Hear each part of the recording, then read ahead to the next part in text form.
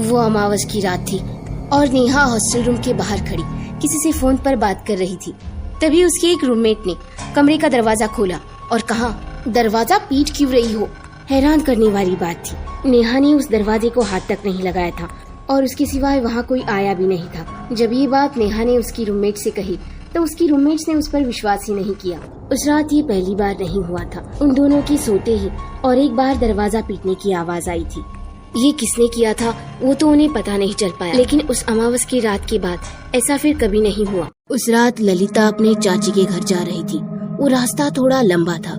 चलते चलते अचानक कहीं से उसे एक लड़की की रोने की आवाज आई। वो कुछ पल के लिए वहीं रुक गई और फिर उसने फिर से चलना शुरू किया। तब अचानक एक जोरदार चीख आई। वो आखिर कहाँ से आई थी और वो थी कौन, ये जाने भी गए ललिता दौड़ते हुए बिना पीछे मुड़े ही अपने चाची के घर चली गई। जब ये बात उसने अपनी चाची को बताई तो उसकी चाची ने कहा, तुम बाल बाल बच गए। कहते हैं उस रास्ते पहले एक शमशान घाट हुआ करता था। अब रात होते ही वहाँ से अजीब अजीब आवाजें आने लगती है। गाँव में सभी का मानना था कि वो घर एक चुड़ैल का घर है जहाँ से अजीब अजीब आवाजें आती थी। एक दिन तो एक आदमी भी उस घर में गया लेकिन वापस कभी नहीं लौटा। उसके बाद एक दिन एक शहर में रहने वाला लड़का अतुल उस घर का सच जानने के लिए उस घर में घुसा। तब उसने देखा वहाँ घर में इस्तेमाल होने वाली सारी चीजें रखी हुई थी। फिर वो समझ गया और ऐसे ही आगे बढ़ते बढ़ते एक कमरे की ओर गया जहाँ पर उसे एक आदमी दिखा जो सो रहा था। वो एक बहुत ही बड़ा कातिल था जो छुप के वहाँ रह रहा था। अतुल ने बिना देरी किए पुलिस को कॉल लगाया और उस कातिल को पकड़वा दिया। मीना अपनी बिल्ली को ढूंढने कंपाउंड से बाहर आई थी। उस दिन उसकी हल्दी की रस्म हुई थी और दूसरे दिन उसकी शादी थी और उस रात उसे घर के बाहर जाने से मना किया गया था। अब आखिरकार मीना को उसकी बिल्ली मिल ही गई। तभी अचानक उसे ऐसा लगा जैसे उसके पास से कुछ तो गया हो। क्या वो हवा का झोंका था या फिर कुछ और, ये उसे समझ नहीं आया। ये देखने के लिए जैसे ही वो पीछे मुड़ी तो देखा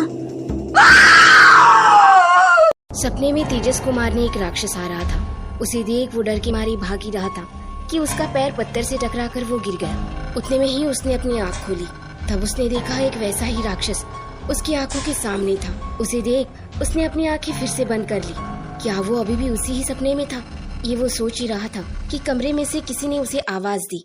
वो आवाज सुन के उसने अपनी आँख खोली तो देखा वहाँ वो राक्षस था ही नहीं और ना ही ऐसा दोबारा कभी उसके साथ हुआ। रोज की तरह रोशन इस बार भी होमवर्क करके नहीं आया था और टीचर उसे पनिशमेंट देने ही वाली थी कि तभी एक लड़की जोर से चीखने लगी क्योंकि क्लास में एक भयानक सा जीव घुस गया था जो रोशन को देख उसकी ओर ही आने लगा। डर के मारे रोशन के मुंह से एक चीख निकल गई, मैं होमवर्क करूंगा, मैं अब से डेली होमवर्क करूंगा। ये कहते हुए रोशन नींद से जाग गया तो देखा वो बेड पर ही था और वो एक भयानक सपना था। तब डरते हुए रोशन ने कहा, अच्छा हुआ कल संडे है, कल तो मैं पक्का होमवर्क करके मंडे स्कूल जाऊंगा। मंडे के दिन सोनू अपने एक दोस्त के घर रुकी थी रात का समय और वो दोनों गहरी नींद में थे। तभी सोनू के कानों में एक जोरदार चीख सुनाई दी। झट से वो बेड पर बैठ गई और विंडो से देखा सामने एक हवेली। उस हवेली से एक औरत की रोने की आवाज आने लगी थी। सोनू डर के मारे चद्दर सर पर ओढ़कर सो गई। दूसरे दिन जब सोनू ने उसकी दोस्त को ये बात बताई तो उसकी दोस्त ने कहा, असल में उस हवेली में एक आत्मा भटकती है जिसकी आवाज अमावस के दिन ही आती है। कुणाल अपनी आंटी के घर गया हुआ था। उस वक्त उसकी आंटी मार्केट चली गई। कुणाल वो घर घूम ही रहा था। तभी उसे एक कमरा दिखा जहाँ उसे जाने से मना किया गया था। उस कमरे को देखकर कुणाल बहुत ही उत्सुक हो गया और उस कमरे के पास चला गया।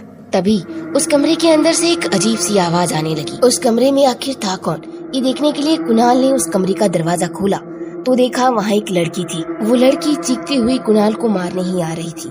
तभी किसी ने पीछे से कुणाल को खींच लिया और वो उसकी आंटी थी। वो लड़की उसी आंटी की पागल बेटी थी जिसे उस कमरे में रखा गया था। कोमल ने एक कमरे का दरवाजा खोला।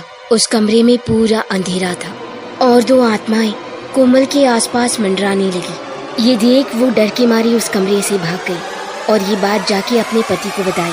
उसकी ये बात सुन के उसका पति जोर जोर से हंसने लगा और हंसते हंसते उस कमरे में चला गया। तब उसने देखा सच में उस कमरे में दो आत्माएं। उसके बाद उन्होंने उस कमरे को ही बंद करके उस घर को छोड़ दिया। घर के अंदर गया तो देखा कैलेंडर बदल दिया था।